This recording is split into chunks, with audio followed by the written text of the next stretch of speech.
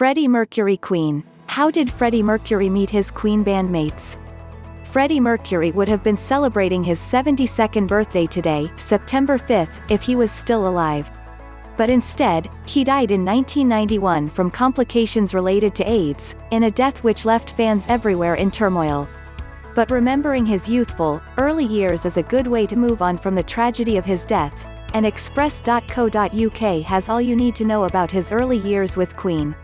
How did Freddie Mercury meet Brian May and Roger Taylor?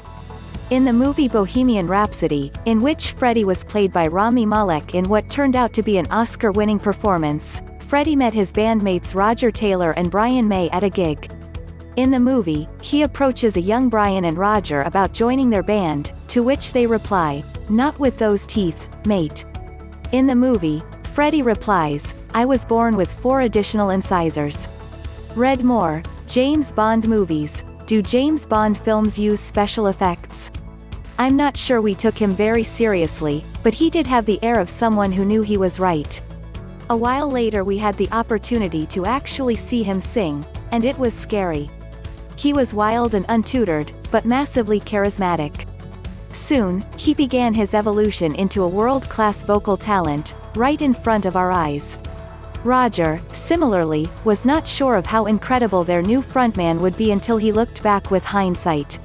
Don't miss, he told the Daily Record in 2013, "We all got on pretty well, but I didn't really realize just what we had and how special he was, how he could galvanize audiences by sheer force of will."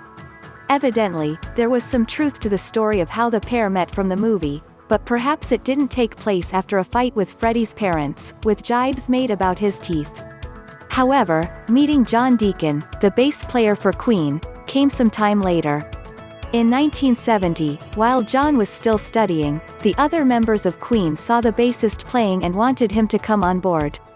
They were not massively impressed at first, according to Record Collector magazine, but a year later John and Roger met officially.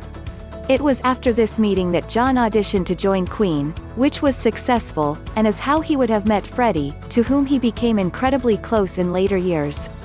Now, of course, Freddie is much missed, with Roger adding in his 2013 interview, "He's part of our mental wallpaper. He's a part of our fabric." All those years going around the world together and doing shows and making records, you get to know what each other thinks, and we met him every day. I shall think of Freddie Mercury every day, maybe for a moment, maybe for longer. Published at Saturday the 5th of September 2028 hours 1 minute and 0 seconds plus 0000.